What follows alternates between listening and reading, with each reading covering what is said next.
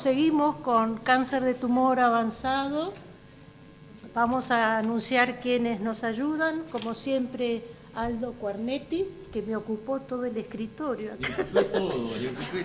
Bueno, aparte de Aldo, que va a ser el coordinador de hoy, contamos con la presencia de Pablo Andrade, que trabaja en el Hospital Alemán, Andrea Pozo, Hospital Alemán, Pablo Converso, del Centro VIT. Y aparte después, como panelista, el doctor de España, de Quirón Salud, Couniago, que creo que lo vamos a ver por internet. Sí.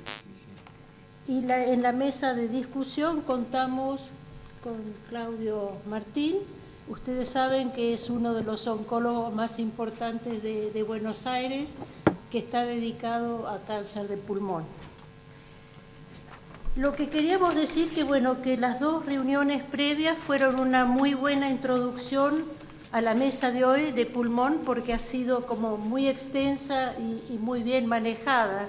Quizás sería bueno si tenemos la clase, ¿ustedes la van a difundir? Sí, porque me parece que estaba muy bien armada. ¿La viste? Me parece que fue muy completita. Hablaba muy rápido y quizás podamos sacarle un poco más de provecho. La realidad es que en cáncer de pulmón, si hacemos un pequeño resumen, básicamente hace más de 30, 40 años que estamos dando vuelta y no hay demasiado progreso. En lo nuestro, como en el 1970, que empezamos con la 2D, después en el 80 le sumamos quimioterapia, ahí damos vuelta, pero no hay nada en realidad muy concreto. En el 2000 ya le agregamos un poco más las discusiones, si de 6.000 a 7.400, si bien con mayor dosis uno tiene un aumento del control local, no de sobrevida, y ahí ya aparecen los SNPs que tienen que ver, pero la realidad es que a mayor dosis tiene que haber mayor control local. Y parece que, como escuchamos recién, un punto de inflexión tiene que ver el hecho de asociar lo que vimos recién del Pacific, si ese es un punto de inflexión, que de ahí en adelante podamos contar con un aumento de la sobrevida. Bueno, vamos a invitarlo a Aldo, que coordine la mesa.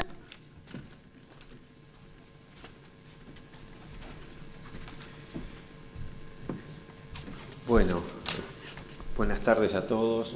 Hace muchos años que vengo a esta actividad y con una alegría enorme, particularmente en esta oportunidad de pospandemia que volvimos a reencontrarnos, a abrazarnos con la gente, a darnos besos, realmente muy lindo, muy agradable, muy reconfortante. Así que muy agradecido por la invitación a los organizadores y la verdad que nos encontramos con una serie de presentaciones con mucho contenido. Es cierto lo que decía Berta. Perdonen, ¿no? Pero la realidad es que muchas de las presiones son respuestas al Pacífico o de las introducciones que estuvimos viendo, ¿no? ¿No te parece eso? Sí, lo que les comento, y quiero agradecer también a los integrantes de la mesa, porque estuvimos desde hace aproximadamente un mes y pico con los grupos de WhatsApp, comunicándonos, analizando los trabajos, haciéndonos preguntas, porque la verdad que es de las instancias de los módulos que nos ha generado más dificultad, sobre todo porque los trabajos que se presentan son casi todos fase 1, fase 2, y hablábamos con el grupo de trabajo, especialmente con Couniago, de que hay muy poca traducción clínica, impacto clínico en estos trabajos que se presentaron, pero realmente nos tienen que retar a poder sacar alguna cosa que podamos tenerla en cuenta. La primera parte la vamos a hacer con los expositores de los trabajos. Luego cada uno va a hacer una consideración de lo que entiende que puede ser tenido en cuenta para ahora y para el futuro en alguna situación particular. Y por último vamos a tratar de trabajar sobre aspectos más de todos los días. Eso es un poco el diseño. Vi también que bueno que la comida estaba rica, se ve, y ahí viene Luisa, que fue a tratar de traer más gente. Todos estaban pagando y viniendo. Está bien.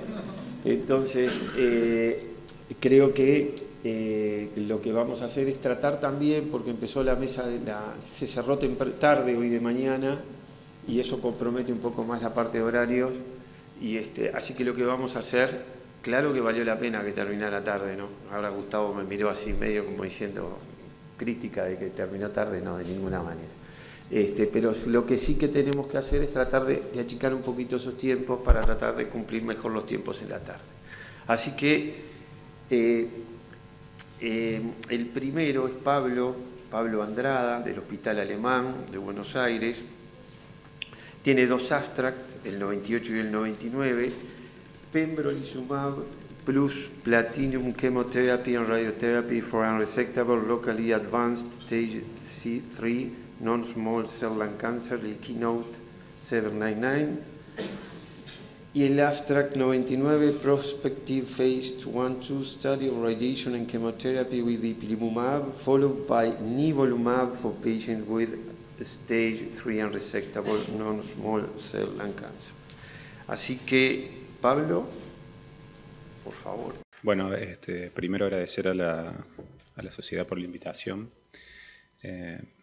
Vamos a dar curso a la presentación de 2 trabajos que son trabajos fase 1 y fase 2 en pacientes con no small cell lung cancer en estadio 3 inoperables, en los que se agrega inmunoterapia a la quimio-radioterapia concurrente estándar.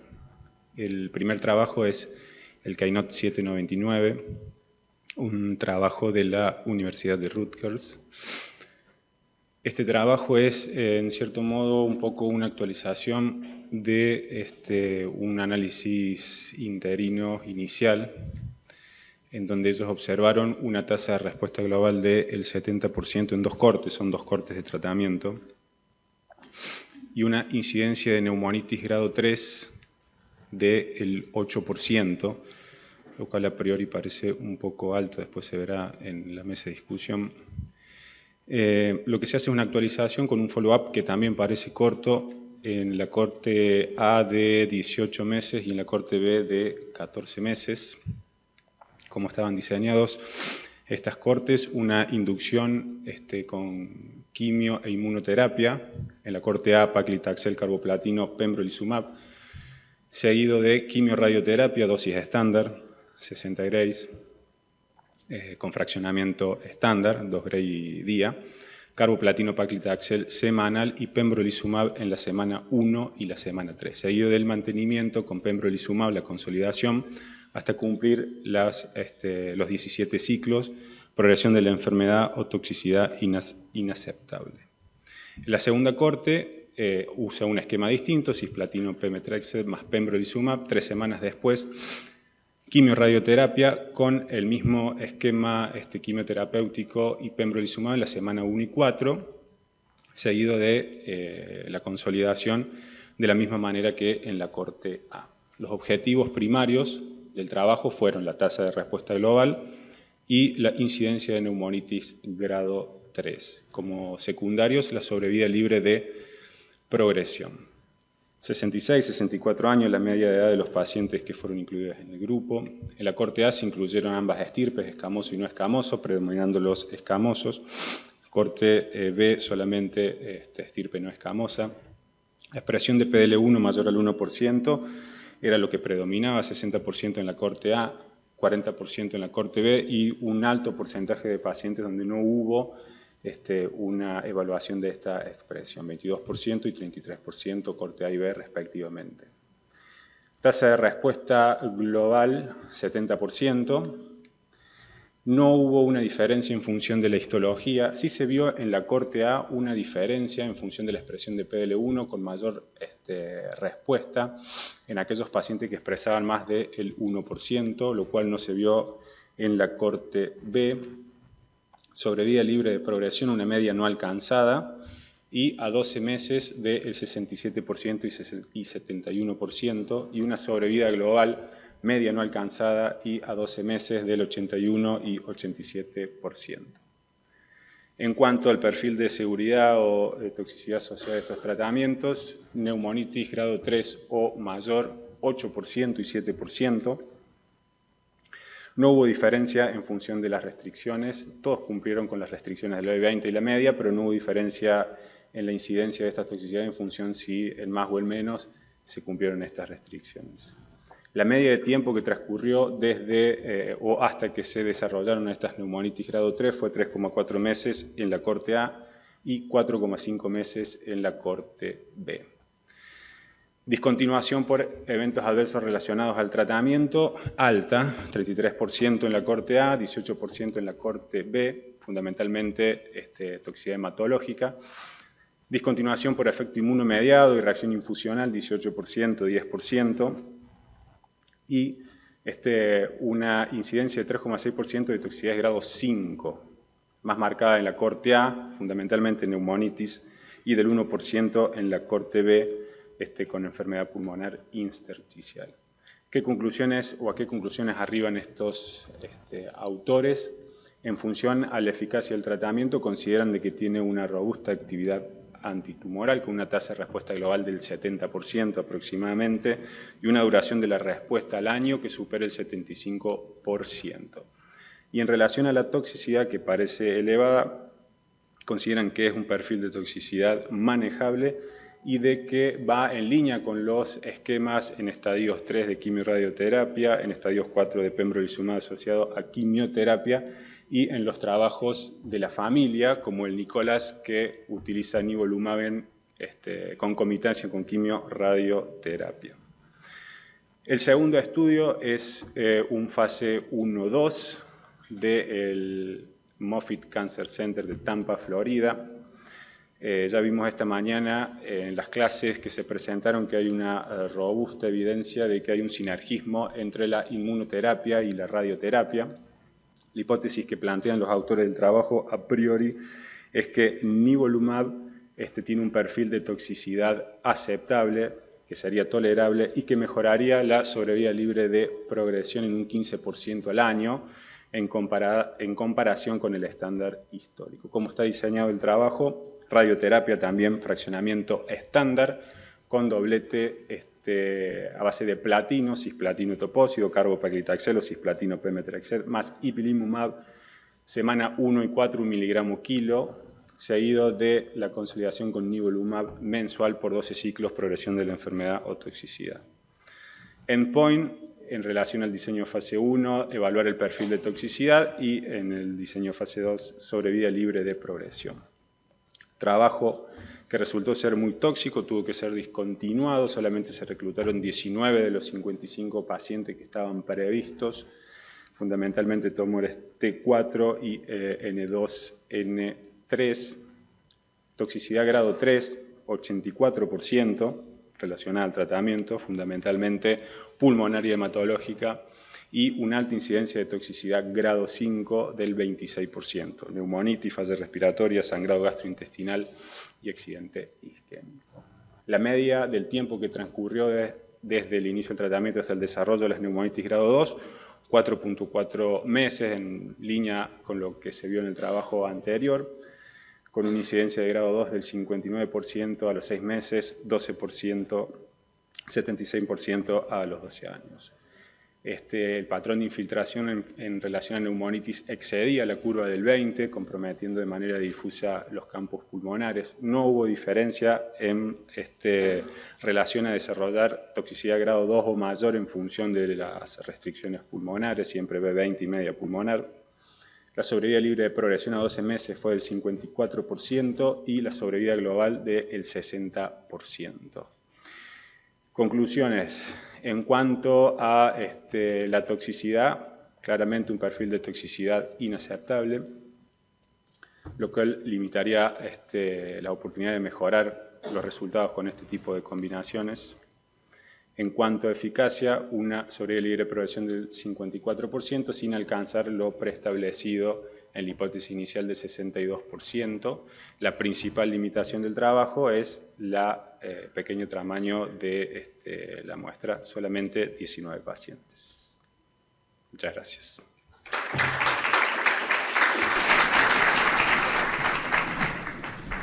Después, como dijimos, ellos van a hacer una breve exposición cada uno de lo que entienden más saliente de los trabajos y después les vamos a hacer las preguntas respectivas.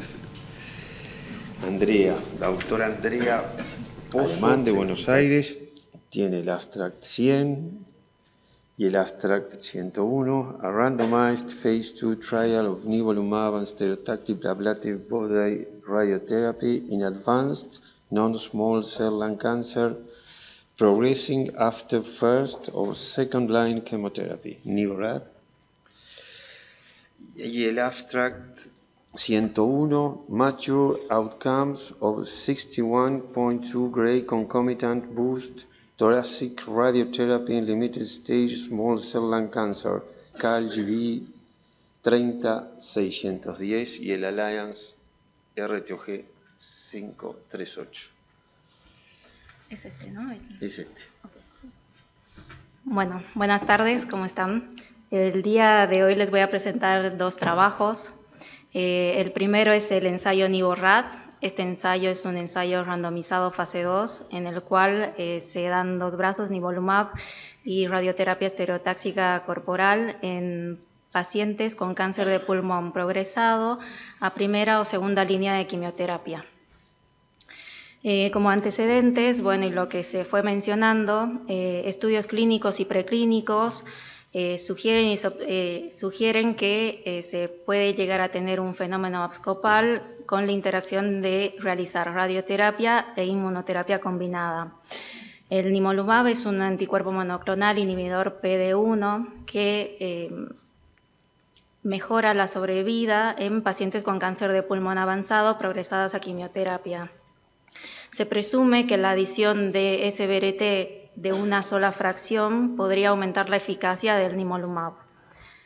El diseño del estudio, la mayoría eran pacientes con cáncer de pulmón avanzado que progresaron a una o dos líneas de quimioterapia, deberían tener un sitio de enfermedad adecuado para realizar la SBRT. La mayoría eran adultos mayores de 18 años y el tamaño de la muestra eran 120 pacientes en total. Fue un estudio randomizado 2:1, 120 pacientes, como había dicho en total. 80 de los pacientes realizaron nivolumab a dosis estándar cada 2 semanas, más una fracción de SBRT de una sola fracción entre 18 a 20 grays, realizada en la segunda semana de empezar el nivolumab. El otro brazo realizó nivolumab solo igual a dosis estándar. Como objetivos primarios de este trabajo se quería ver la sobrevida libre de progresión a 6 meses y como objetivos secundarios estaba la tasa de respuesta tumoral, la seguridad, la sobrevida global que tenía el trabajo y también la sobrevida libre de progresión a 1 o a 2 años, además de los efectos adversos. Bueno, el reclutamiento de pacientes, 50 de los 120 pacientes fueron reclutados desde el 2017 al 2019. Desafortunadamente se terminó el reclutamiento de pacientes en junio del 2019 por el financiador. Como ya habíamos hablado, la característica de estos pacientes, de la mayoría eran 60 años, en su mayoría eran hombres con un buen performance, 30% de ellos continuaban fumando, 50% ya habían recibido radioterapia previamente y la mayoría solo había progresado a una línea de quimioterapia. Bueno, respondiendo al objetivo primario, la sobrevida libre de progresión a los 6 meses, ambos grupos fueron similares, para el nivolumab y SBRT 41% y para el nivolumab solo 44%. La tasa de respuesta tumoral igual fueron similares en ambos grupos, tuvieron una tasa de respuesta parcial de 25%, y en estos dos gráficos lo que se puede ver es la progresión de cada paciente que se tuvo una progresión temprana. La sobrevida global con un seguimiento de 26 meses no mostró ninguna diferencia para el nivolumab y SBRT 12 meses y para el nivolumab solo 13 meses. Dentro de los efectos adversos se tuvieron efectos adversos grado 3 y grado 4. Lo que refiere el trabajo es que no estuvieron relacionados con la adición de SBRT, 80% para pacientes con nivolumab y SBRT y para 75% para nivolumab solo. Como conclusiones, bueno, el nivolumab y la SBRT tienen similar efectividad y resultados respecto al nivolumab solo en pacientes con cáncer de pulmón progresados a la primera y segunda línea de quimioterapia. Desafortunadamente, la muestra fue muy reducida, por lo cual no se pudieron detectar diferencias que realmente justifique la adición de SBRT. Y acá el orador lo que dice es que uno debería seguir investigando y promueve a los investigadores a hacer más regímenes de realizar SBRT combinado con inmunoterapia. El segundo trabajo que voy a presentar son los resultados de realizar radioterapia torácica con bus concomitante a una dosis de 61,2 grays en pacientes con cáncer de pulmón de células pequeñas, estadio limitado. Como antecedentes, este trabajo empezó siendo un fase 3, en el cual lo que uno quería responder era si aumentar la dosis de radioterapia mejoraba la sobrevida comparado con el tratamiento estándar de 45 grays 2 veces por día. Se realizaron 2 brazos experimentales en el cual la dosis biológica efectiva estaba aumentada.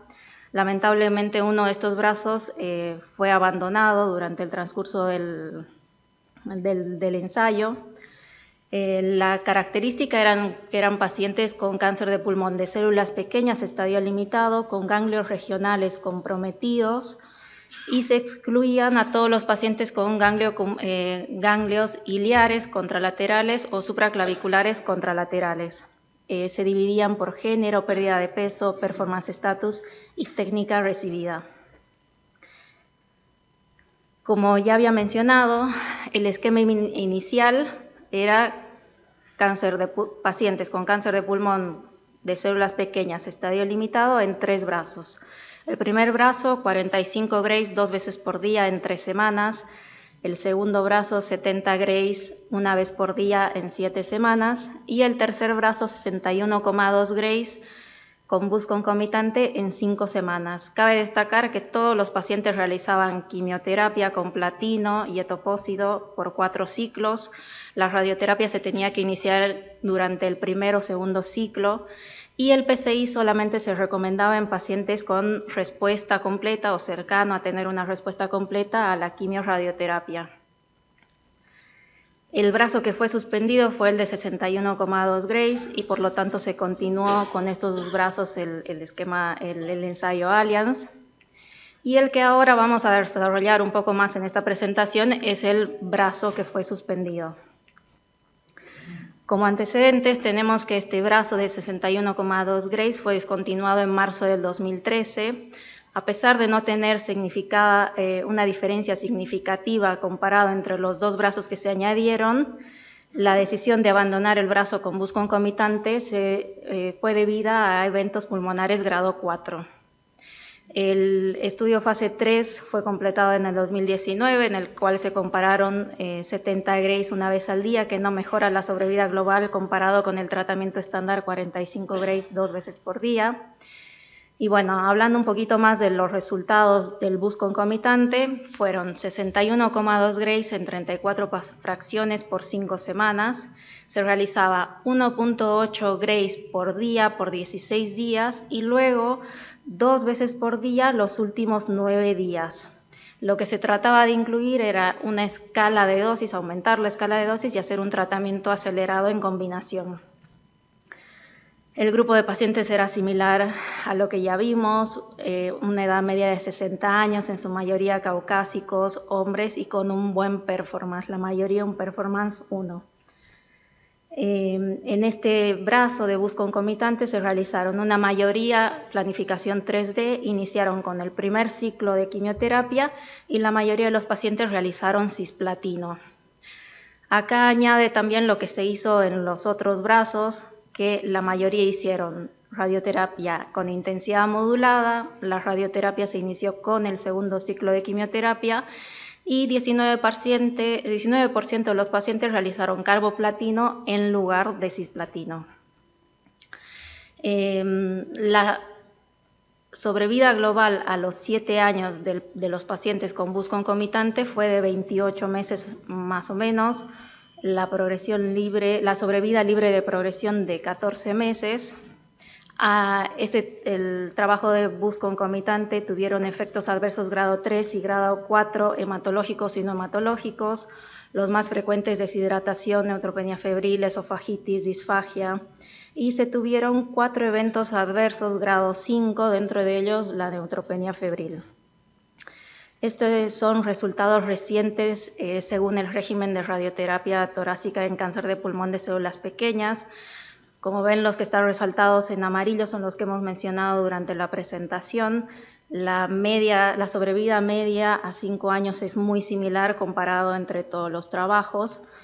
Y este resultado favorable que se ve con el bus concomitante de 61,2 grays, creen que puede estar relacionado a la probabilidad de que tengan onoganglios, o sea, que han tenido un buen estadio inicial, un buen seguimiento y también la técnica de planificación realizada. A pesar de que en este brazo se incorporaron en la radioterapia y se aceleraron y se aumentaron las dosis de radiación, en la práctica clínica creen que todavía puede ser limitado. A pesar de que la sobrevida es muy similar a los ensayos contemporáneos, no se puede comparar o no creen que es apropiado comparar la toxicidad, pero sugieren que no tuvo mejor tolerancia por todos esos eventos que se presentaron antes. Y bueno, quedan pendientes todavía muchas preguntas sobre este trabajo, por ejemplo, el impacto de iniciar la radioterapia con el primero o segundo ciclo, las técnicas que se realizaron, la diferencia entre 3D y MRT y también análisis dosimétricos. Bueno, muchas gracias. Bueno, nos queda el doctor Pablo Converso del Centro BID médico, el abstract 102, a phase 2 trial of primary tumor SBRT boost prior to concurrent chemoradiation for locally advanced non-small cell lung cancer. Y el abstract 106, prospective evaluation of stereotactic body radiation therapy and immunotherapy for mediastinal and iliac lymph node metastasis. Es la última de las presentaciones, la tuya, Pablo. Gracias. Buenas tardes a todos. Bueno, vamos a empezar con los 2 trabajos que me tocó presentar. El primer trabajo es un fase 2, donde se va a realizar un bus con SBRT antes del tratamiento estándar de quimio radioterapia en pacientes con cáncer de pulmón estadio avanzado. Bueno, acá nos dice que 1/3 de los pacientes con cáncer de pulmón de células no pequeñas presenta enfermedad localmente avanzada. El ERT-OG 0617 intentó mejorar el control tumoral y resultados con el escalamiento de la dosis de 60 grays a 74 grays concurrente con quimioterapia y consolidación con quimioterapia. Hicieron carboplatino paclitaxel y después la consolidación con cetuximab. La sobrevida mediana fue de 29 meses para el control y 20 meses para los pacientes que hicieron alta dosis. La mediana de sobrevida libre de progresión fue 1 año para el control y 0,8 años para los pacientes que hicieron alta dosis. Y la falla local, 38% para el control versus 46% para los que hicieron alta dosis. Acá mencionan este trabajo que es uno de los más importantes para estos pacientes con cáncer de pulmón estadio avanzado. Este es un trabajo del año 2015, un fase 3. Este trabajo empezó con datos no muy buenos. Al año tenían unos datos que decían que el 80% versus el 70% de sobrevida a favor de lo que hacían el tratamiento estándar. Fue suspendido un tiempo y después se hizo un análisis secundario que mostró que en realidad se demostró que estaba relacionada la dosis cardíaca con esa peor sobrevida. Pero después avanzó, estos son datos del 2020, donde dieron las sobrevidas a 5 años, que fue un 32% para los que hicieron tratamiento estándar y 23% para los que hicieron alta dosis, y es un buen porcentaje para estos pacientes, para el pronóstico de estos pacientes. Bueno, entonces acá se preguntan si escalar la dosis en las regiones del mediastino y cardíacas es perjudicial y si se puede limitar la dosis al tumor primario. La progresión intratorácica es el sitio más común de progresión, 48% intratorácico versus 13% extratorácico. La falla local es más observada que la recurrencia ganglionar regional. Estudios sugieren que un aumento de la dosis puede ser para mejores resultados. Entonces, ¿cómo podemos hacer para mejorar el control local en estos pacientes? Bueno, tenemos los antecedentes de estos estudios de SBRT, el ERTIOG 0236, pacientes inoperables, control del tumor primario a 5 años del 93%, el ERTIOG 0618, pacientes operables con un control del tumor primario del 96%, el ERTIOG 0813, control local a 2 años del 89%, y el STARS, pacientes operables, control local a 5 años del 94%. El STARS fue uno de los primeros trabajos controlados, randomizados, donde eran pacientes operables. Entonces, se puede hacer un bus con SBRT directamente al tumor primario para ser usado para mejorar los resultados. Esto también son 2 trabajos anteriores donde se le hizo un bus con SBRT a la lesión residual en los pacientes con cáncer de pulmón. 35 pacientes con enfermedad residual menor de 5 centímetros con respuesta ganglionar completa. Le hicieron un bus de 10 Grays por 2 fracciones en los periféricos y de 6,5 Grays por 3 fracciones en los tumores mediales o centrales.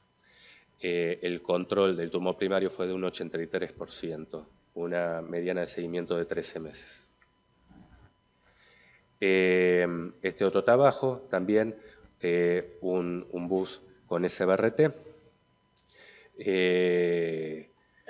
19 pacientes recibieron primero 44 Grays a 2 Grays por fracción y una SBRT, un bus al tumor primario. Hubo diferentes esquemas de bus.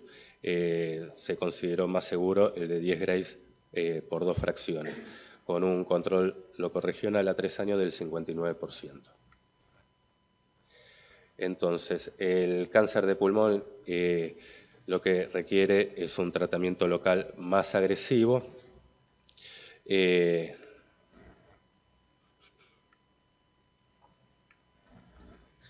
Entonces, lo que propone este trabajo es hacer un bus de SBRT antes de la quimioradioterapia para mejorar el control local y ver si eso tiene baja toxicidad.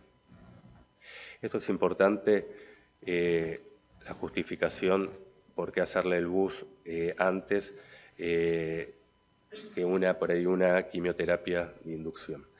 Dice que la muerte celular rápida previene la adquisición de resistencia a la quimioradioterapia y minimiza la repoblación acelerada, y romper lo que es ese microambiente tumoral también mejora la respuesta a la quimioradioterapia. Esto es el trabajo que hicieron. Fue hacerle un bus de SBRT, 2 fracciones, y después el tratamiento estándar de 60 grays en 2 fracciones, con cisplatino de topósido o carboplatino paclitaxel, y consolidación con carboplatino paclitaxel. Acá tuvieron que incluir en el trabajo hacerle el durvalumab a los pacientes, después de que salió el Pacific, donde mostró el beneficio. Se hizo control al mes y a los 3 meses. La inclusión fue pacientes varones, mujeres mayores de 18 años, con histología de cáncer de pulmón de células no pequeñas, estadio 2 o 3, no operables, con un tumor menor a 10 centímetros, sin compromiso iliar contralateral, un performance status de 0 y 1, con una expectativa de vida mayor de 12 semanas, y se les estadificó con PET, tomografía, resonancia cerebral. Y el método fue, bueno, calcularon la dosis del bus, utilizaron unos modelos especiales para poder hacer el cálculo del bus. El modelo lineal cuadrático no predice precisamente con fracciones mayores de 3.25 grays, y se calculó fracciones, esquemas de 8 grays por 2 fracciones para los periféricos y 6 grays por 2 fracciones, con un control similar a los 54 grays en 3 fracciones para los periféricos según el RTOG 0236 y 60 grays en 5 fracciones para los tumores centrales, el RTG 0813. Bueno, el objetivo primario fue evaluar el control del tumor primario a los 12 meses, establecer también viabilidad, seguridad, tolerancia. Acá tenemos como objetivo también lo que es el RTOG 0617 de control al año y a los 2 años de 84%, 69% respectivamente. Vamos a ver los resultados. 21 pacientes en el estudio, 10 hombres, 11 mujeres, una mediana de edad de 62 años, pacientes que tuvieron una mediana de tamaño tumoral de 5 centímetros, 11 pacientes tenían tumor T3, T4, 17 pacientes N2 o N3 ganglionar, 16 pacientes recibieron el esquema de 6 grays por 2 fracciones, tenían tumores centrales, y 5 pacientes recibieron 8 grays por 2 fracciones que tenían tumores periféricos. 18 pacientes hicieron carboplatino paclitaxel, 9 pacientes recibieron consolidación con carboplatino paclitaxel, 3 pacientes cisplatino de topósido y 5 pacientes consolidación con durvalumab. Bueno, acá tenemos la distribución de dosis. Los resultados fueron que una mediana de seguimiento a 18 meses, toxicidad aguda grado 3, más que nada lo que es hematológico, y 3 pacientes disnea, grado 4 también hematológico, no hubo toxicidad grado 5 y toxicidad tardía grado 3 también, hematológica, disnea, grado 4, sí, un paciente con linfopenia y uno con falla respiratoria. El grado de neumonitis fue 19% grado 2 y 4,7% grado 3. Tenemos la tasa de respuesta a 3 meses 72,7%, a 6 meses 80%, control del tumor primario al año 100%, a los 2 años 92,3%. A los 2 años, control local 85,9%, control regional 81,6%, sobrevida libre de enfermedad 46,1%, sobrevida de 37,8 meses. Los resultados se cotejaron, se hizo una resonancia funcional después de la SBRT. Esta es la resonancia que le hacían, que era una resonancia funcional, con una técnica Volt, que era a través de la hemoglobina y su capacidad magnética podían ver el metabolismo, el flujo que había en estas áreas. Conclusión, la SBRT al tumor primario es factible. El escalamiento de dosis con SBRT parece seguro, con una tasa de toxicidad similar a otros estudios. En este estudio el control fue del 100% al año y 92,3% a los 2 años. Bueno, esto es de la resonancia funcional que le hacían a los pacientes para evaluar la respuesta con el tratamiento. Bueno, eso fue el primer trabajo. El segundo va a ser más cortito. Es una evaluación prospectiva de SBRT con inmunoterapia para metástasis mediastinales e iliares. Bueno, menos del 50% de los pacientes responden a la inmunoterapia sola. Se requiere otras estrategias, como agregar otros agentes de inmunoterapia, quimioterapia o alguna terapia de citorreducción, por ejemplo, cirugía o radioterapia. Bueno, la SBRT es un tratamiento preciso, ablativo, minimiza la radiación a los tejidos adyacentes normales. Combinar SBRT con inmunoterapia produce un sinergismo y promueve la eliminación tumoral. SBRT acapara mediastino en las adenopatías. Históricamente produce alta tasa de toxicidad en la vía respiratoria, riesgo de neumonitis. La inmunoterapia sola causa anemonitis, entonces hay un potencial toxicidad haciendo todo esto tratamiento. ¿Cómo podemos hacer para poder hacer la SBRT? Tenemos que priorizar los órganos de riesgo, ¿sí? El PTB se va a moldar a los órganos de riesgo cercanos. Se puede recortar el PTB o hacer una dosis menor de acuerdo al órgano de riesgo. En ese trabajo se le hizo 50 Grays en 5 fracciones. Hay 3 trabajos, fase 1, entre el 2016 y 2020, que son esos 3 trabajos. El primero hizo SBRT a 2 a 4 metástasis con pembrolizumab. El segundo hizo SBRT a 1 a 4 metástasis con nivolumab, más otro droga de inmunoterapia. Y el tercer trabajo, estadios 4 de cáncer de pulmón, células no pequeñas, hizo SBRT de a 2 a 4 metástasis con ipilimumab, nivolumab. Entonces, los objetivos de trabajo fue control local, toxicidad, cobertura de la dosis y sobrevida general. Acá podemos ver ¿sí? Los porcentajes de los pacientes que fueron tratados, la mitad de los pacientes eran por cáncer de pulmón, 10% de cáncer colorectal, 9% de cáncer de ovario y otros en menor porcentaje. Fueron tratados 58 pacientes, 95 target, una mediana de seguimiento de 14 meses, promedio de edad 60 años, con performance status de 0 o 1 y historia clínica, historia de tabaquismo, la mitad que había dejado de fumar.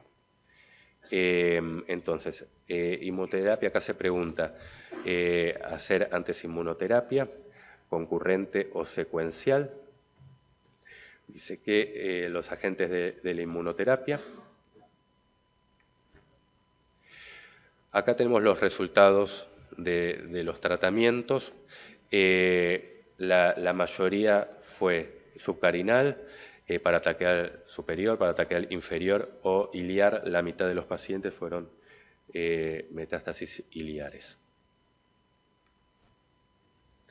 Hubo un 96.7% de control local. Toxicidad. Neumonitis grado 3, un 12%, 7 pacientes. Esofagitis grado 3, un 3%. Hemorragia pulmonar, un paciente. Entonces, la dosis media fue de 60 grays. Sobrevida 17.6 meses, a 6 meses 79%, y 12 meses 61% de sobrevida global. Entonces, los casos de neumonía. En este estudio prospectivo de SRBT y inmunoterapia para adenopatías iliar y mediastinal, el control local fue excelente con aceptable toxicidad. Se priorizaron los órganos de riesgo durante la planificación de la SBRT. Recibieron 50 grays en 5 fracciones de SBRT al mediastino y al ilio a los nodos iliar y mediastinal en el contexto de inmunoterapia. Bueno, eso fue los dos trabajos. Muchas gracias, Pablo. Tenemos al doctor Felipe Cuñago en pantalla. Ahí está. Hola, Felipe, ¿cómo estás? Hola, ¿qué tal? ¿Cómo estáis? ¿Cómo estás? ¿Cómo te va? Bien. ¿Pudiste escuchar la presentación? Sí, enhorabuena a todos los ponentes. La verdad es que lo han hecho fenomenal. Así que enhorabuena. Bueno, gracias a ti también porque te complicamos la vida también con varias comunicaciones telefónicas y en horarios capaz que no tan habituales, y nos hiciste mucho aporte para la mesa. El doctor Claudio Martins, de Oncología Clínica del Instituto Alexander Fleming, y el doctor Felipe Cuñago, del Hospital Universitario Quirón Salud de Madrid, nos van a estar acompañando en esta última parte. Yo le pediría a cada uno de los expositores quisiera que nos transmitiera qué es lo que entienden más saliente y de pronto más productivo del trabajo que presentaron cada uno. Hola, bueno, y lo que pido por el también orden, es que seamos bien breves para poder avanzar en el tiempo y liberar la mesa lo más rápido posible. Sí, dos palabras. Empiezo yo por el orden de presentación. Creo que destacar el premio 799 de los dos trabajos que presenté. Sí, el 799 fue el primero en que se presentó, el Keynote 799 fue el primero que se presentó. En el que podemos hacer alguna referencia. Trabajo que a priori parece ser necesario, teniendo en cuenta el Pacífico como base. Todo este tipo de trabajos son necesarios para tratar de mejorar esa base de tratamiento. Pareció ser un trabajo, si bien con buenos resultados, clínico, trabajo tóxico a priori, que es bueno un poco las preguntas que quiero hacerle al doctor Claudio Martín, que maneja inmunoterapia con mayor frecuencia y mayor experiencia que nosotros. ¿Qué sensación tuvo en relación a la toxicidad con la combinación radioquimioterapia e inmunoterapia? Si bien los resultados parecen buenos, parece ser combinaciones tóxicas. Esa es la idea general que saco del trabajo, que es más importante, me pareció a mí, el 799. Ya que Claudio hizo así con la cara, yo le diría, Claudio, ¿qué te parece? Porque parece un trabajo de Pembro en realidad. Entonces, que tuvo ese trabajo, tiene muchas interrupciones que a nosotros nos llamó la atención, como para poder sacar conclusiones. No trabaja directamente comparando los cortes, y yo te preguntaría también, para bajar un poco a la tierra, ¿cuál es lo que tú entendés hoy que es el valor de Pembro en este tipo de situaciones? Sí, yo creo que las toxicidades obviamente no se pueden comparar, porque este es un trabajo de quimio radio concurrente con inmuno, y Durva tiene 1.7% de neumonitis grado 3, pero es post quimio radio y sin la inmuno concurrente. Nosotros estamos trabajando ahora, tenemos un ensayo clínico con quimio radio Nivo, seguido de Nivo o seguido de Nivo IPI o Durva. Y en general parecería que la toxicidad obviamente es superior cuando se agrega inmunoterapia, pero daría la impresión de que es manejable y que los resultados también son, va a haber que esperar los datos definitivos, pero parecería que la quimio radio con la inmuno concurrente genera un poco más de toxicidad. Parece manejable y habrá que esperar los resultados, pero tenemos expectativa de que haya un beneficio. Hay varios estudios ya fase 3 con distintas inmunoterapias corriendo en el mismo sentido. Algunos trabajos con IPI concurrente los fueron discontinuados por la propia toxicidad, ¿no es cierto?, en pulmón. Y decime, ¿hay trabajos hoy de Pembro, quimio radio, que compara Pembro, y a ese Pembro le agrega Pembro, le pone olaparib y le saca olaparib? ¿Tenés algún tipo de experiencia en ese sentido? Bueno, yo particularmente no tengo experiencia. Hay trials con inhibidores de PARP. A mí me parece que esos estudios no tienen una selección de pacientes en cuanto a biomarcadores. Yo quiero ver los resultados finalmente, si los inhibidores de PARP tienen en all comers una eficacia que finalmente sea demostrada. Tengo mis dudas. Sí me parece que la quimio radioinmuno concurrente tiene más toxicidad, obviamente excluyendo los inhibidores de CTLA4 como ipilimumab, porque claramente, como mostró el doctor, son excesivamente tóxicos. Nosotros estamos, está bien, es un estudio, uno no puede sacar conclusiones, pero en las ramas que hacen quimio radio Nivo y después Nivo IPI de mantenimiento, tuvimos más casos de neumonitis, pero bueno, obviamente son muy sesgados. Pero mi impresión que la quimio radio con alguna inmunoterapia sí pueda tener resultados superiores a Pacific y eventualmente con una toxicidad que sea manejable, ¿no?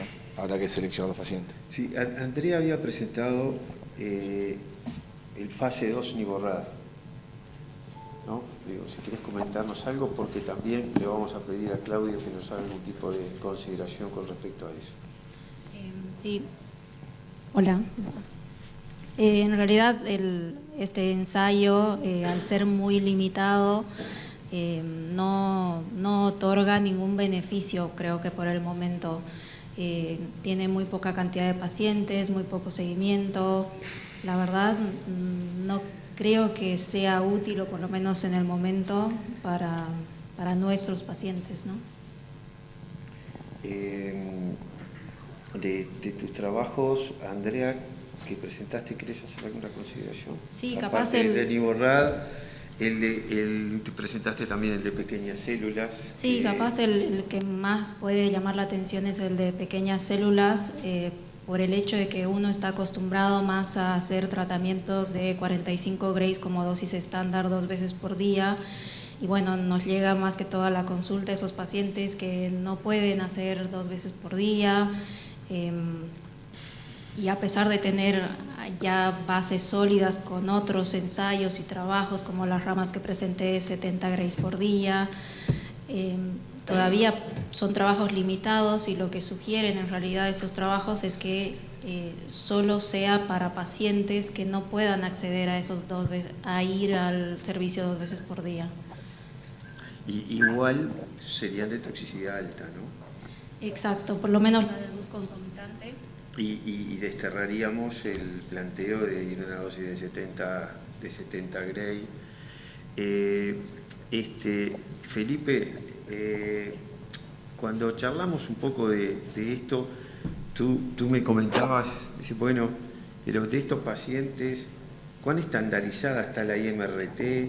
Realmente porque cuando uno analiza los trabajos, la línea de trabajo vienen con IMRT, vienen con radioterapia conformacional 3D. ¿Cuál es tu consideración? Y también me habías hecho algún tipo de consideración en relación a lo que era el marcado con PET. Y uno ve en las descripciones de los trabajos, en realidad no son tan claros en cuanto al tipo de técnica, las coberturas, etcétera, etcétera. Así que me gustaría escucharte en ese sentido. ¿Qué nos puedes aportar? Bueno, voy a hacer un pequeño comentario global, englobando todas las cuestiones que ha realizado. A ver, yo creo que estamos viviendo una época emocionante en cáncer de pulmón, ¿no? Sin duda, PACIFIC ha marcado un antes y después en estos pacientes. Por primera vez en la historia de estos pacientes, 1 de cada 2 está vivo a 5 años, pacientes donde tenemos en Europa la indicación con PDL1 mayor del 1%, un 43% de supervivencia global en la cohorte completa. Eso no lo habíamos visto en la vida, ¿no? en estos pacientes. Por lo tanto, yo creo que PACIFIC es el comienzo de la esperanza para estos enfermos. Esa es la primera reflexión, ¿no? Yo, la emoción que siento tratando ahora el cáncer de pulmón es similar a cuando vi por primera vez a Messi jugar. Sabía que algo grande iba a pasar en el futuro, se le veía venir, y con la combinación de inmunoterapia y radioterapia siento lo mismo, ¿no? Sí es cierto, nosotros tenemos en marcha también un fase 3, concomitando con quimio e inmuno, con Pembro, y es cierto, los datos que se han presentado, la neumonitis severa aumenta un 7%, en torno a un 7-8%, tenemos ahora mismo 10 pacientes tratados.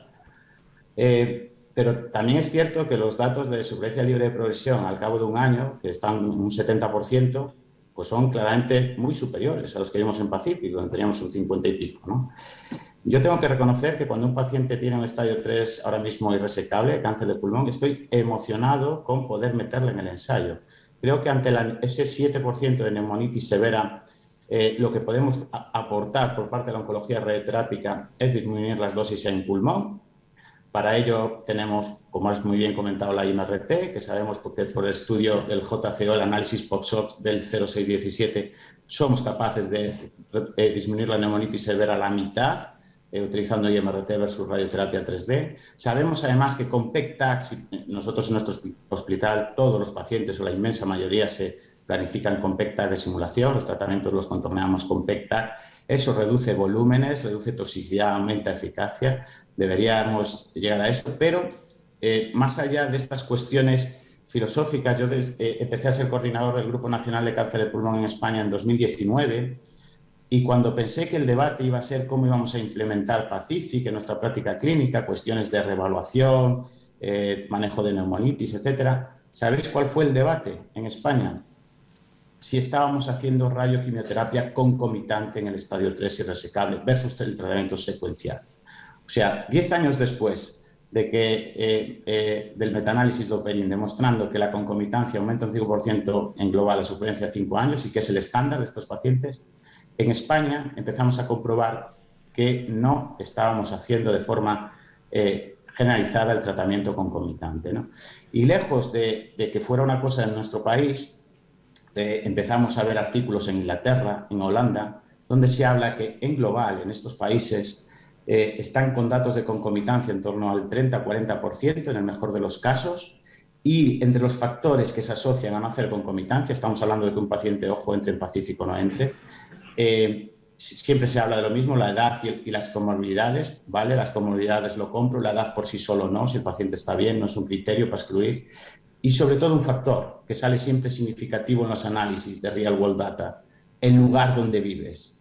En función de dónde vives, eso puede determinar que un paciente haga tratamiento concomitante versus secuencial. Por lo tanto, ese 1 de cada 2 de supervivencia de 5 años puede desaparecer por el lugar donde vives y eso es claramente solucionable y mejorable.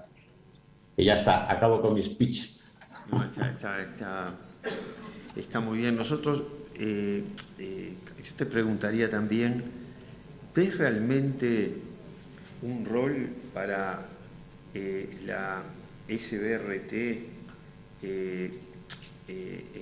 como fue planteado aquí, previo a un tratamiento de radioquimioterapia con las dosis clásicas de 60 Gray? ¿Y cómo lo atarías eso con el RTOG 0617, que de alguna manera nos fue marcando algunos puntos de límites de dosis? Porque, a ver, es claro que cuando tenemos los que nos llegan a los radioterapeutas son lesiones en general locorregionalmente avanzadas. Estábamos hablando de lesiones entre 5 y 10 centímetros, con una media de 5 centímetros, que abordarlas realmente es complejo y en general nunca logramos, o excepcionalmente, respuestas completas después de las primeras tratamientos. Te pregunto, ¿no se siente seducido a decir, bueno, no podremos colocar dosis de este esquema de hacer el boost previo? A ver, reflexión personal, es opinión, no es evidencia. ¿Qué datos tenemos hasta ahora? Efectivamente, 0617 fue un fracaso al demostrar que la escalada de dosis 74 Grays era mayor de 60. El año pasado, en JTO, se publicó el análisis posterior de biomarcadores genómicos de estos pacientes, prediciendo las dosis con las que potencialmente podríamos curar a nuestros pacientes, ¿no? Y desde el punto de vista de la genómica y de la radioterapia de precisión, que es hacia donde creo que debemos ir, personalizada, sabemos que a día de hoy, con estos biomarcadores genómicos, hay un 40% aproximado de pacientes que podemos curar con 60 Grays. Existe un 20% desde el punto de vista genómico, insisto, que podemos curar con 70 Grays, con 74, perdón, y otro 40% que necesitaría más de 74 Grays para ser curado. El problema es que seguimos haciendo radioterapia basadas en histogramas y no en genoma. Y mientras no llegue lo genómico, esa radioterapia personalizada a la práctica clínica, será difícil que solo con la dosis, una dosis para todos de forma homogénea, para todos los pacientes igual, consigamos realmente cambiar la supervivencia de nuestros pacientes, ¿no? Yo, de hecho, si me preguntas qué me emociona más, y la emoción tiene que ver con los sentimientos y no con la evidencia, me emociona más concomitar con quimioinmuno que la escalada de dosis por sí sola a todos los pacientes con estadio 3 irresecable, incluida la SBRT, ¿no? Porque si no, es que estos pacientes, un tratamiento más radical que la cirugía no la habría, ¿sabes? Y no. O sea, creo que el aumento de supervivencia puede venir más de la mano de los biomarcadores moleculares y cómo combinar nuestro tratamiento con la inmunoterapia. Gustavo, querías hacer una pregunta. Te pasamos el micrófono. Hola. Bueno, antes que nada, agradecerte, Felipe, que hayas aceptado estar acá. Un lujo. Quiero preguntarte a ti y al doctor Martín. Fundamentalmente por el escenario oligometastásico tenemos tres estudios. El del doctor Gómez, Ingegar y el estudio COMET, que fueron estudios positivos, pero sin efectuar inmunoterapia, ¿sí? ¿Qué es lo que opinan ustedes? Si en el futuro haría falta, si bien fueron estudios positivos, ¿qué opinan si lo hacen? O sea, si es así lo que viene. El estudio Cintas, que fue un estudio japonés, bueno, agregó, eran pacientes mutados, GFR, que posteriormente mejoró todos los resultados. Esa es una. Y la otra, de qué forma manejas pacientes metastásicos cerebrales asintomáticos, si los irradias o directamente son patrimonio de los médicos oncólogos, siempre y cuando no haya mutaciones. ¿Eso yo? Adelante, sí.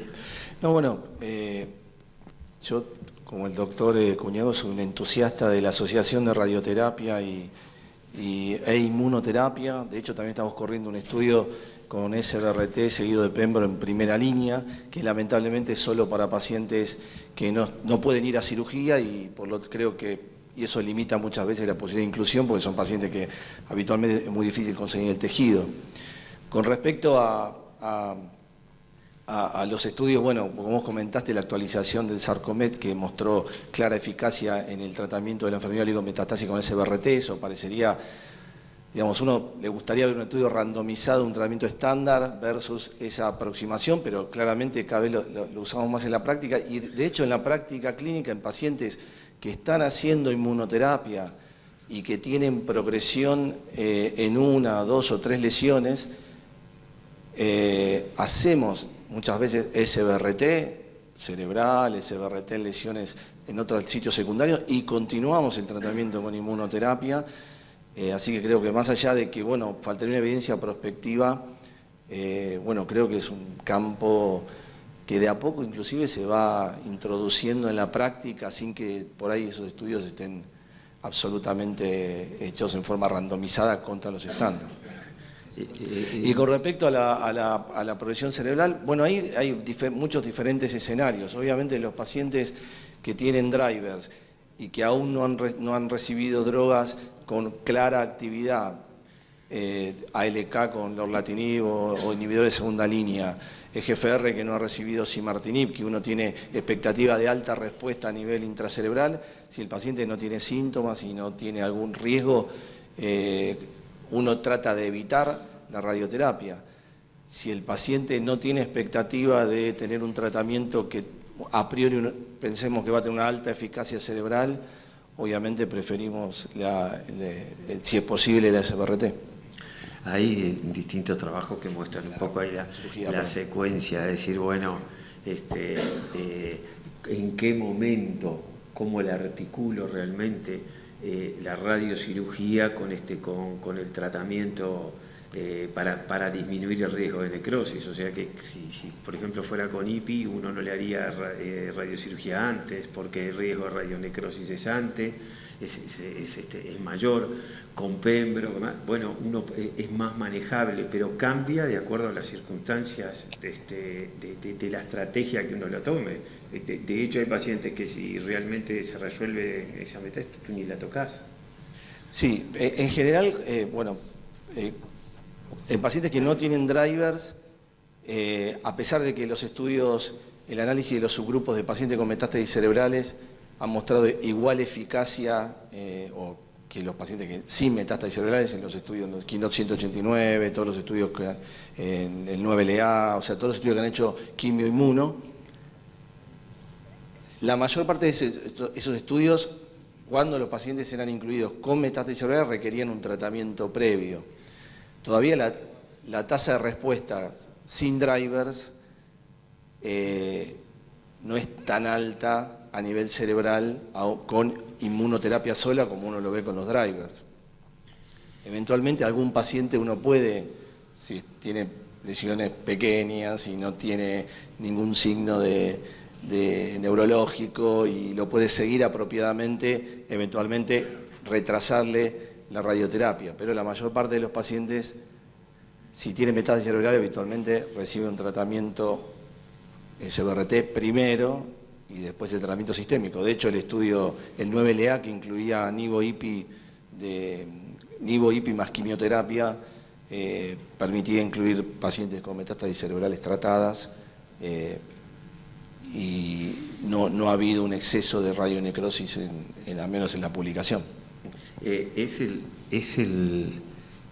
la fibrosis, le pregunto a los dos, a Felipe y a ti, Claudio, ¿es la fibrosis lo que más les preocupa a la hora de la articulación de la irradiación pulmonar? ¿Es el elemento que más los condiciona? Particularmente lo que está referido a nivel cerebral es, sobre todo con ipilimumab o la concurrencia, de radionecrosis. Es la radionecrosis, sí. Y eso, sí, es lo que más preocupa, al menos para hacerlo concurrente. Pero la verdad que en la práctica, de hecho, bueno, nosotros participamos del 9LA también y no vimos ningún caso de radionecrosis. No sé, y en cuanto a fibrosis pulmonar, me refiero. Eso, fibrosis, ¿te referís en quimio radio concurrente o en estadios avanzados? Utilizando inmuno en estadios avanzados. No, nosotros no hemos tenido, hemos tenido las neumonitis que están referidas. Sí, es claro que los inhibidores inhibidores de anti-CTLA4 más anti-PDL1 tienen más riesgo de neumonitis, eso también lo vemos en la clínica. Requieren un cuidado especial los pacientes. Hemos tenido algún paciente que ha fallecido por neumonitis y requiere un seguimiento especial, mantenimiento durante mucho tiempo de los corticoides, etcétera, pero no vemos ningún signo especial de toxicidad. Felipe, nosotros venimos discutiendo con la doctora Mabel Sarri desde hace unos días, estamos compartiendo un paciente con un nódulo periférico con una fibrosis pulmonar idiopática progresiva. La radioterapia, la estereotáctica, genera de por sí esa cascada antigénica y esa exposición antigénica que derrama todo lo que hablábamos hoy, las Sting Signal, el TME, todo lo que ya sabemos. En una situación de este tipo, con un nódulo periférico que uno pensaría, bueno, tiene una indicación formal para hacer una SBRT, en un paciente con una fibrosis de tipo idiopática, sabiendo que cuando uno analiza en pacientes inmunocompetentes, que con un fraccionamiento más convencional, el reclutamiento para después generar la fibrosis es menor. ¿Plantearías otro tipo de fraccionamiento o con más fracciones, o te quedaría de pronto con un fraccionamiento de 5 fracciones? De tal manera de evitar la cascada que va a determinar la fibrosis. Claro, la fibrosis pulmonar idiopática es una enfermedad... es probablemente de los procesos respiratorios a los que más respeto le debemos tener, los oncólogos radioterápicos, cuando radiamos el pulmón, pero también es cierto que no tenemos evidencia sólida para hacer recomendaciones claras, y ese es el problema, ¿no? Porque nos movemos con evidencia poco sólida, de estudios pues no autorizados, muchos de ellos retrospectivos, ¿no? Pero todos coinciden en que es verdad que hay distintos signos radiológicos, teniendo en cuenta más la edad y la capacidad funcional del paciente para establecer escalas para establecer a priori la probabilidad de que se compliquen las cosas después de radioterapia. Yo tengo que decir que he hecho SBRT de pacientes con fibrosis pulmonar idiopática en tratamiento con angiogénicos, suspendiendo el tratamiento antes y durante la radioterapia para nódulos de pequeño tamaño y sin problemas. No he tenido problemas. Creo que a lo largo de estos 15 años he tratado a 3 con nódulos pulmonares y a un paciente con un microcítico exclusivamente tenía una pequeña masa pegada al ilio y un pequeño ganglio iliar. El fraccionarlo más, pues puede ser una opción, ¿no? Si te sientes más seguro fraccionándolo, ¿por qué no? Pero yo creo que va más en relación el daño que podemos hacer en función del volumen de pulmón que vas a radiar. Si tienes un pequeño nódulo, y sobre todo si es lóbulo superior, ni te cuento, porque no es la zona donde se produce el intercambio de oxígeno, yo creo que no debería haber mayor problema. Eso sí, por supuesto, esas consultas con los pacientes con fibrosis pulmonar idiopática deben ser consultas tranquilas, hablando con el paciente de riesgos y beneficios, cuál es la alternativa a la SBRT o a la radioterapia, si la hay. Y bueno, creo que eso es un poco la reflexión. Gracias. Me están haciendo que estamos para terminar la mesa.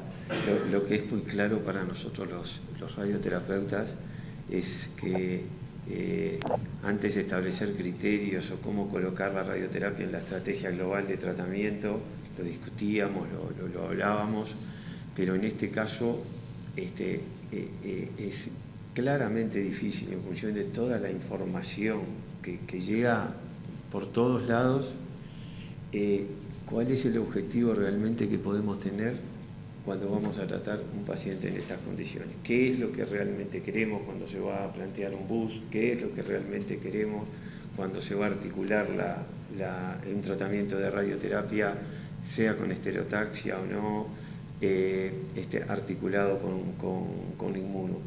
Establecer esos criterios creo que realmente tiene sus complejidades y debe ser lo más difícil de todo hoy para todos nosotros, decir, bueno, este paciente, el racional de hacerle tal o cual cosa dentro de la estrategia es esto o lo otro. Yo, por el tiempo en el que estamos, daría por terminada la mesa, les agradecería realmente, nos quedamos cortos, obviamente siempre nos quedamos cortos. Yo tenía la expectativa de haberla terminado un poquito antes por la hora en que empezamos, pero no pudo ser así.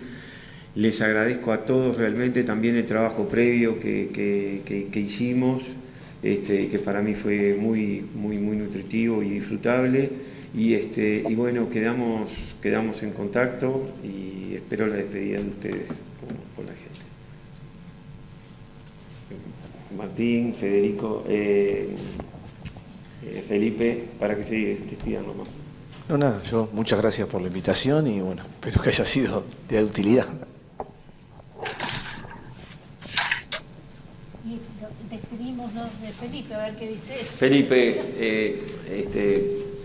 nos estamos despidiendo de ti, estamos terminando, te estamos súper agradeciendo la participación. Muchas gracias a vosotros por la invitación. La verdad es que es un auténtico placer estar hoy aquí, os lo digo de corazón. La próxima vez que sea capaz que acá, ¿no? Con nosotros. Mejor.